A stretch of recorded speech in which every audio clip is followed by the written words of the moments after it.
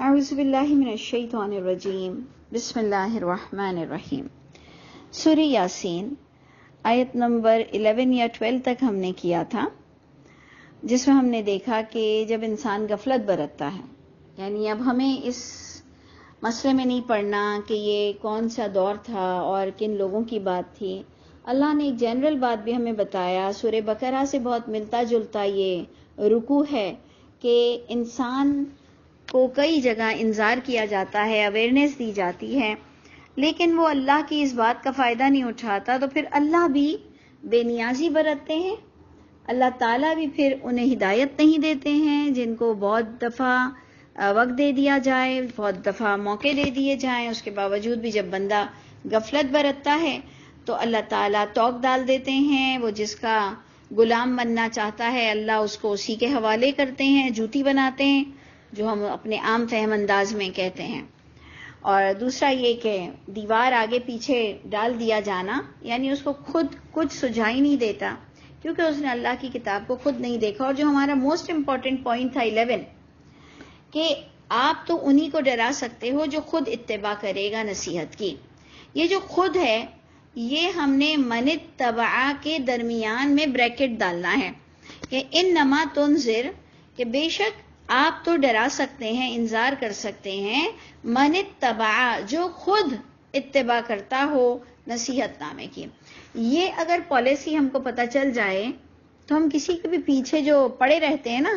جوانی میں خود بھی بچوں کو نہیں سکھایا، اب جب خود بڈھے ہو گئے ہیں اور بچے جوان ہو گئے ہیں تو اب جی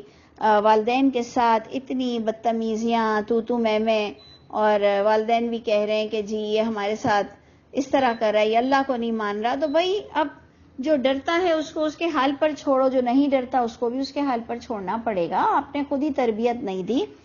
لیکن اگر یہ اولاد اور والدین سے ہٹ کر بھی ہم عام فہم لوگوں میں بھی اگر دیکھیں تو ہم نے ہمیشہ کہا کہ بڑی بڑی ہوٹلوں میں اور شادیوں کے درس کرنے جو ہم جاتے ہیں تو اس سے بہتر ہوتا ہے کہ ہم ان لوگوں کے پاس اپنا زیادہ وقت لگائیں جو خود چاہتے ہیں کہ آپ ہمیں کچھ پڑھائیں۔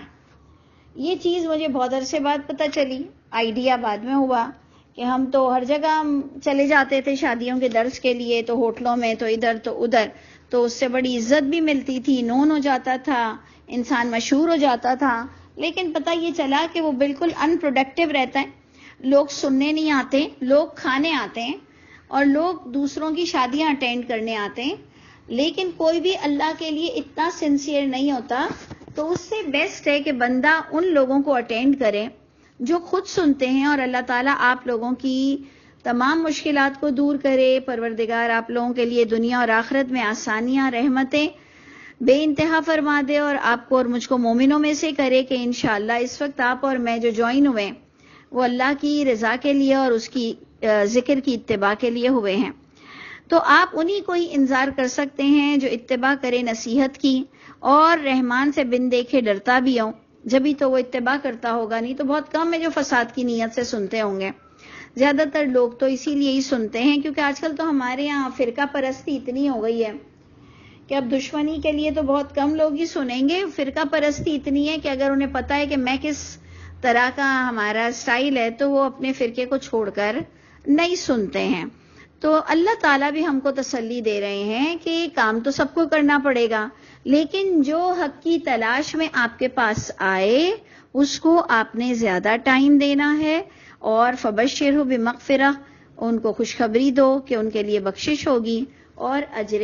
کریم ہوگا، یعنی اللہ ان کو بڑا عزت والا اجر سے نوازیں گے۔ اب جب ہم آگے چلتے ہیں، ہم نے شاید پڑھ بھی لیا تھا کہ بے شک ہم ہی زندہ کریں گے مردوں کو، اور ہم ہی لکھتے جا رہے ہیں، جو آگے بھیجا ان کے ہاتھوں نے یا ان کے کرتوتوں نے، جو بھی اعمال انہوں نے آگے بھیج دیے ہیں اور جو پیچھے ہیں، ہر چیز احصیناہ، ہر چیز باقاعدہ گن کے درج ہے، فی امام مبین، ایک بڑی کتاب یا امام جو کہ آپ دیکھیں گے جس کو آپ اور میں فالو کرتے ہیں۔ تو اللہ تعالیٰ نے ہر چیز، چاہے دنیاوی ہو چاہے ہمارے اعمال ہوں،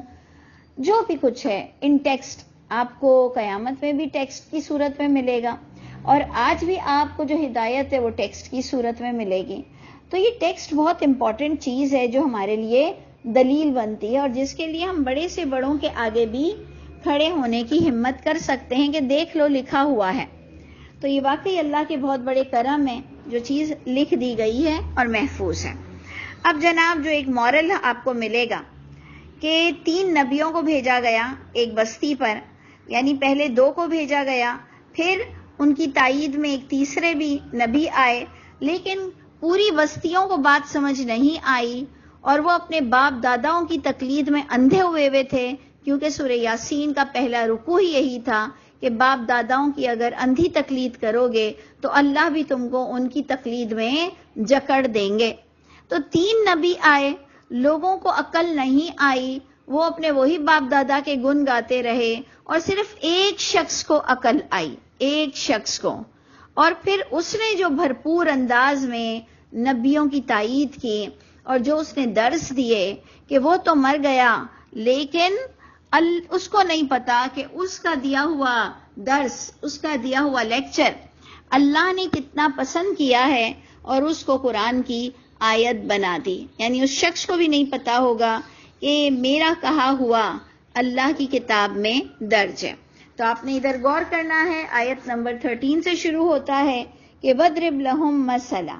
بیان کیجئے ان کے لیے ایک ایگزامپل، ایک مثال، اصحاب القریہ، بستی والوں کی، اذ جاء المرسلون، جب اس بستی پر آئے بھیجے گئے، اذ ارسلنا الیہم اثنین، جب بھیجا ہم نے ان کی طرف اثنین، دو پیغمبر بھیجے، فکذبوہما، قوم نے جھٹلا دیا دونوں کو، فعززنا بالثالث، پس اللہ نے تقویت دی ان کو، مضبوطی دی تیسرے کے ساتھ، فقالوا، اور انہوں نے سب نے لوگوں کو سمجھایا، تینوں نبیوں نے، کہ انا الیکم مرسلون، کہ بے شک ہم تمہاری طرف بھیجے گئے ہیں.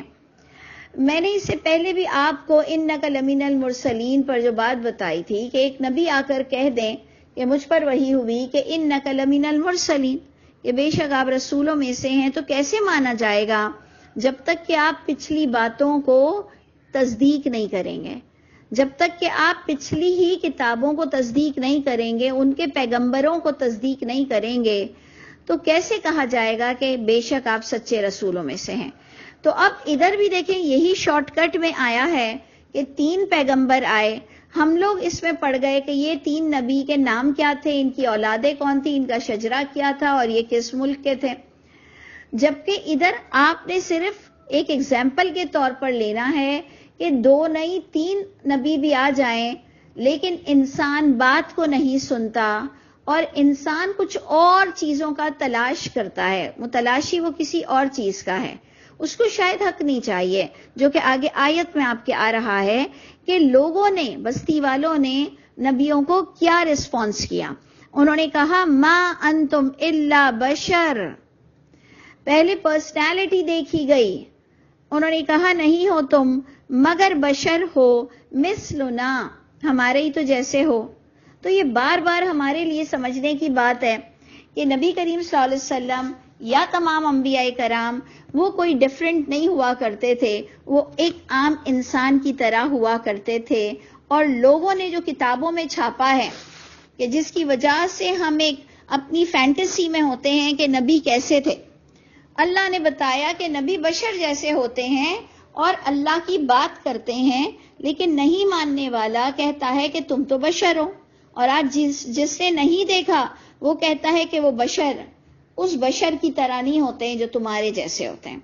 تو مانی کس کی جائے گی؟ جنہوں نے دیکھا. ایک تو یہ پوائنٹ ہم ڈسکس بار بار کریں گے. سیکنڈ پوائنٹ جو ہم نے ادھورا چھوڑ دیا کہ انہوں نے کہا کہ انا الیکم مرسلون،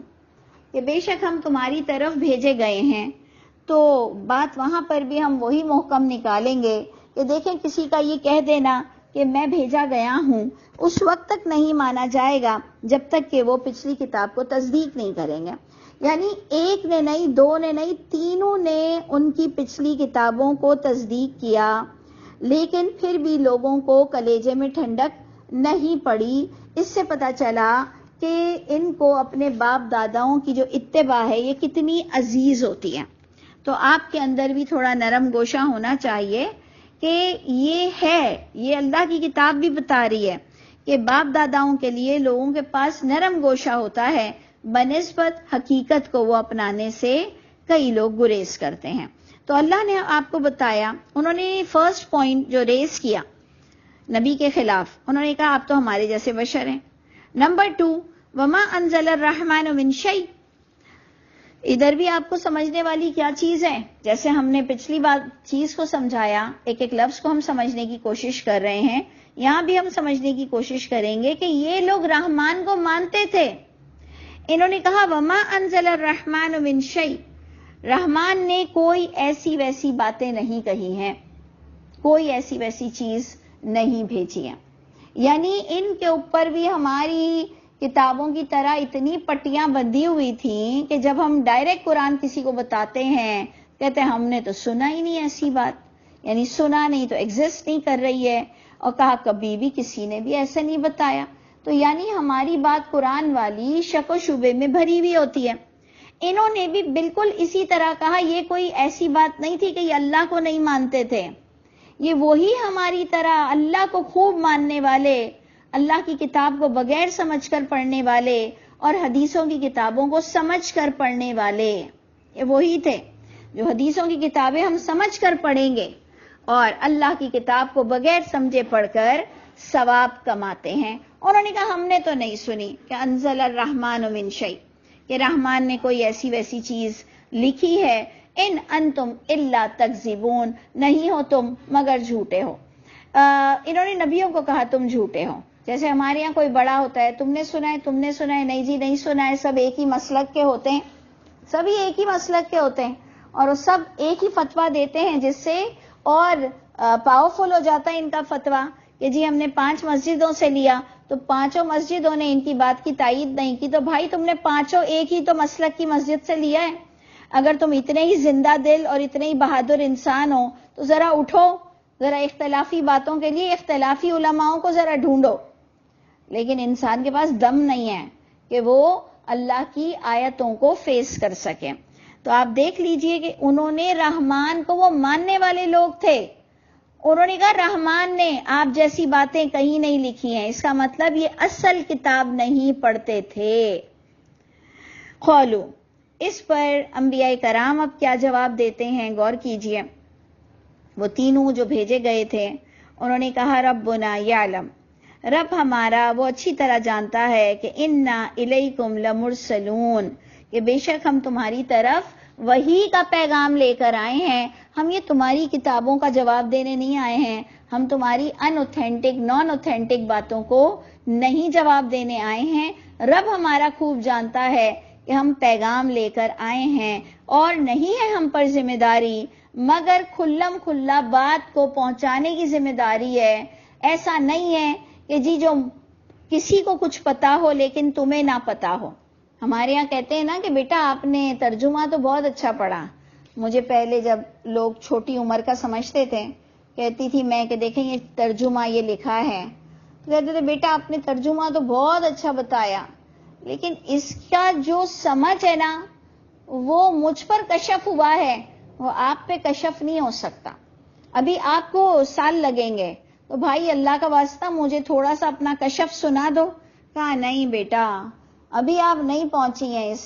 حال تک کہ آپ کو میں وہ بات بتاؤں جو اللہ نے مجھے بتا دیا ہے۔ اچھا جی، تو اللہ کسی کو کچھ بتاتے ہیں اور کسی کو کچھ بتاتے ہیں، تو یہ تو اللہ بڑا انفیئر کر رہے ہیں، یہ تو بڑی ناانصافی والی بات ہے۔ تو اللہ کے نبیوں نے کہا کہ نہیں ہے ہم پر پہنچانا مگر بلاغ المبین، ہم وہ بات پہنچاتے ہیں جو ہمیں بھی پتا ہو وہ ہم تمہیں بھی بتا دیتے ہیں، یہ کشف وشف ان پر الگ سے نہیں ہوتے ہیں، جو ہوتا ہے وہ تمام پبلک کے آگے رکھ دیتے ہیں۔ آپ نے شاید نہیں دیکھا ہوگا پیر صاحبوں کی، آپ ذرا محفلوں میں بیٹھیں آپ کو پتہ چلے گا کہ ایک سورہ اخلاص کا سیدھا ترجمہ کچھ اور ہے اور ان کا اندرونی ترجمہ کچھ اور ہے، ان کی سورہ فاتحہ کا بظاہر انسانوں کے لیے ترجمہ کچھ اور ہے، ان کا اندرونی ترجمہ کچھ اور ہے۔ تو یہ کام انبیاء کرام نہیں کرتے تھے، انبیاء کرام کہتے تھے وما علینا الا البلاغ المبین، نہیں ہے ہم پر پہنچانے کی ذمہ داری، مگر ہم وہ بات پہنچائیں گے جو بالکل صاف صاف ہر ایک کے لیے سمجھنا ایزی ہو۔ قولو، اب یہ جو قولو ہے یہ دیکھ لیجئے دونوں جمع مذکر ہیں، تو آپ نے 16 والا قولو انبیاء کرام پر لیا، 18 والا قولو یہ قوم کی طرف جائے گا کہ قوم نے نبیوں کو جواب دیا اور کہا انا تطیرنا بکم، بے شک ہم تو تمہیں منوس پا رہے ہیں، ہم منوسیت سمجھتے ہیں تمہارے ساتھ۔ یعنی یقیناً میں اس کو سمجھتی ہوں کہ اس وقت ملک کے حالات بھی بدتر ہو رہے ہوں گے، ان کے کوئی ڈیزاسٹر بھی آ گیا ہوگا، کوئی فائنینشلی بھی پرابلم آ گئی ہوگی، کوئی بیماری بھی پھیل گئی ہوگی، یا اللہ کی پکڑ بھی ہوگی، لیکن انہوں نے سارا ملبہ انبیاء کرام پہ ڈالا کہ جی تم لوگ قبر والوں کو نہیں مانتے ہو، تم لوگ نیازوں کو نہیں مانتے ہو، تم لوگ سلامی میں کھڑے نہیں ہوتے ہو، تم لوگ غوث پاک کو نہیں مانتے ہو، تو جناب اس لیے تم پر مشکل آتی ہے۔ جب ہم نے یہ سب نیا نیا کیا تھا تو پہلے بھی مشکلیں آتی تھیں، بعد میں بھی تھوڑی بہت مشکلیں آتی رہتی ہیں، لیکن جب بعد میں آئیں تو کہا تم نے یہ چھوڑا تو آ گیا، تم نے وہ نیاز کو ٹھکرایا تو آ گیا، تم نے ختم نہیں پڑھا اس سال تو آ گیا۔ ایسے اس طرح سے ہمارے گھر میں بھی ہمیں پتہ چلتا ہے کہ بندہ توحید جان کر خوش نہیں ہوتا، غیر اللہ کی باتیں چبا چبا کر سمجھ سمجھ کے نیازیں پکا کر اسے تسلی ہوتی ہے، اور پھر کوئی پرابلم آ جائے تو وہ منوسیت کا پورا ٹوکرا توحید پر ڈال دیتا ہے کہ جی تم نے جو ایک اللہ کو پکڑا ہوا ہے نا، اب دیکھو کتنی منوسیت ہمارے گھر میں آئی ہوئی ہے۔ انہوں نے بھی انبیاء کرام پر جو تینوں آئے تھے ڈرانے والے، ان پر انہوں نے منوسیت کا الزام ڈالا، جس پر انہوں نے ان کو تھریٹننگ بھی دی، یعنی ڈرایا بھی، دھمکایا بھی۔ وہ کیا لفظوں سے انہوں نے نبیوں کو ڈرایا؟ انہوں نے کہا لَإِن لَمْ تَنْتَهُوا، نبیوں سے کہا اگر تم باز نہیں آئے نا، لَنَرْجُمَنَّكُمْ، البتہ ہم رجم کر دیں گے، ضرور بضرور تم کو پتھروں سے مار کر ختم کر دیں گے، وَلَيَمَسَّنَّكُمْ، اور البتہ ضرور بضرور چھوئے گا تم کو، منا عذاب علیم، ہماری طرف سے عذاب علیم ملے گا۔ یہ بھی دیکھ لیجئے کہ کوئی بڑا مولوی، کوئی بڑے مولوی ان کے ساتھ ہوں گے جنہوں نے ہماری طرح جیسے شوشہ ہوتا ہے، جی یہ تو گستاخ رسول ہے، یہ تو گستاخ رسول ہے، تو وہ ساری کے ساری عوام اس پر بل پڑتی ہے کہ جی یہ گستاخ رسول ہے۔ بالکل اسی طرح ادھر کے بڑوں نے کچھ فتوے دے دیے ہوں گے کہ جی یہ تو رحمان سے ہٹ کر باتیں کر رہے ہیں، ما نزل اللہ وما انزل الرحمن من شیء، یہ تو جی رحمان نے جو باتیں نہیں کی، یہ نبی تو کچھ اور باتیں بتا رہے ہیں، ان کو سب مل کر مارو پکڑو۔ یہ تو ہر دور کا آپ دیکھ لیجئے نا، ہر دور میں اس طرح سے نظر آ رہا ہے کہ کوئی ایک دیندار ہی اٹھ کر دوسرے دیندار کو بدنام کرتا ہے،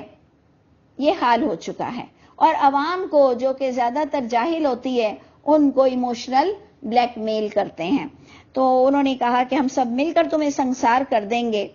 جس پر اب آپ دیکھیں کہ نبیوں نے ہمیں منوسیت کا جو جواب دیا وہ ہمیں قرآن کی آیت سے اس کا آنسر مل گیا۔ کس طرح سے مل گیا؟ کیونکہ ہم بھی جاننا چاہتے تھے کہ کیا واقعی کسی انسان کے ساتھ کوئی منوسیت لگی ہوئی ہے؟ ہم کو جاننا بھی چاہیے کہ کیا واقعی کوئی منوسیت ہوتی ہے کسی انسان کے ساتھ؟ تو اللہ تعالیٰ کی کتاب ہمیں کہتی ہے ایک طرف تو کہ منوسیت اللہ کے پاس سے ہوتی ہے، اور ادھر جو آپ کو یاسین میں مل رہا ہے کہ طائرکم معکم، ایک تو عند اللہ ہوتی ہے، وہ تو ہر چیز عند اللہ ہے، لیکن اللہ کے قانون کے مطابق لوگوں میں ڈسٹریبیوٹ ہوتا ہے۔ ایک منوسیت کا ہمیں ایک اور محکم انداز مل گیا کہ طائرکم معکم، کہ تمہاری جو منوسیت ہے وہ تمہارے ساتھ ہے، یعنی ہماری تبلیغ سے تمہارے ملک کو کیا منوسیت لگے گی،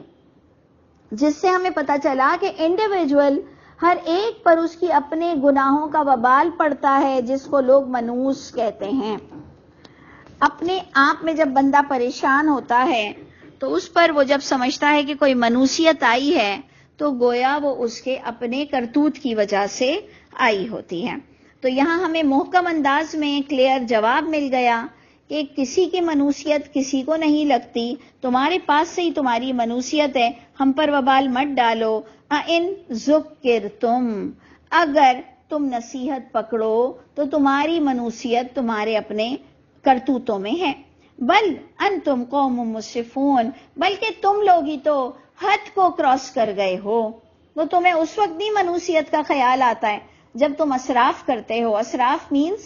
کسی بھی بیونڈ دا لائن جانا، جو اللہ نے بیلنس رکھا ہے ہر چیز اس کو حق مارنا اور اس بات کے خلاف جانا۔ ہمارے ہاں تو صرف پیسہ زیادہ خرچ کرنے والے کو اسراف کہتے ہیں نا، تو قرآن کی روح سے مسرف وہ ہوتا ہے جو حق بھی مارتا ہے اور جو اللہ کے قانون کو توڑ کر آگے نکلنے کی کوشش کرتا ہے۔ تو نبیوں نے کہا تمہارے اپنے اعمال اتنے اسراف والے ہو چکے ہیں، منوسیت تمہارے پاس سے ہے۔ اب جناب جو پوائنٹ آ گیا کہ ایک شخص دوڑتا ہوا آیا اور کسی کو سمجھ نہیں آئی بات اور ایک شخص کو سمجھ آئی بات، اس آیت نے ہمیں اتنی تسلی دی، کیونکہ جب ہم بھی انڈیویجول لیول پر اپنے آپ لوگ بھی اٹھے ہوں گے، ہم بھی اٹھے ہیں کہ جی یہ بھی حرام ہے وہ بھی حرام ہے، اور تائید کرنے والا کوئی بھی نہیں ہوتا تھا، ایک بھی نہیں ہوتا تھا، اور ہم بار بار قرآن پڑھتے تھے تو ہمیں یہی ملتا تھا کہ جو ہم قرآن پڑھ رہے ہیں اس سے تو وہ شرک ہے۔ اب کوئی نہ مانے وہ شرک ہے اور قرآن کہے وہ شرک ہے، تو ایسا لگتا تھا کہ یا تو ہم پاگل ہو گئے یا سب پاگل ہیں۔ تو اس آیت نے بہت آسرا دیا، اس آیت نے بہت تسلی دی کہ ایسا ہوتا ہے کہ ایک بات کسی کو سمجھ نہ آئے اور وہ بات صرف ایک کو سمجھ آئے، اور اللہ نے آپ کو اٹھا کر یہ قصہ بھی سنا دیا۔ یعنی حیرت کی بات ہے، اللہ نے قرآن میں ہمیں یہ قصہ بھی سنا دیا کہ ہاں جی ایک انسان کو سمجھ آئے تو اس کو بھی اپنا لینا چاہیے۔ اجماع تواتر کی تو اللہ نے دھجیاں اڑا دی، اجماع تواتر تو کوئی حقیقت ہی نہیں۔ یہ پتہ نہیں کون سے راگ الاپتے ہمارے کون سے اسکالرز ہیں جو لوگوں کو سمجھاتے ہیں۔ آپ دیکھ لیجئے قرآن کریم سے تو ثابت ہوتا ہے کہ جو حق بات ہو، چاہے تمہیں پیچھے سے پورے اجماع اور تواتر نہ ملے، تم نے کام کیا کرنا ہے جو اللہ نے کہا ہے۔ اچھا جی، اب ادھر آپ دیکھیے کہ وجاء من اقصی المدینہ، آیا ایک شخص دور شہر سے، یعنی دور شہر سے ڈائریکٹ بھی اس کو نہیں ملی،